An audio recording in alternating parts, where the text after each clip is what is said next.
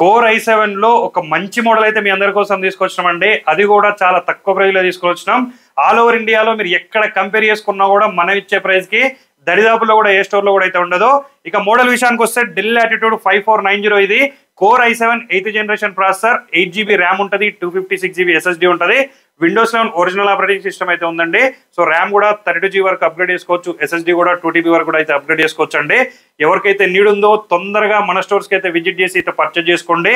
మళ్ళీ ఇంత తక్కువ ప్రైస్ లో ఇలాంటి మోడల్స్ అయితే రావు కాబట్టి తొందరగా అయితే విజిట్ చేయండి. ఇక ప్రైస్ విషయానికి వస్తే కేవలం 19,999కే ఇస్తున్నాం.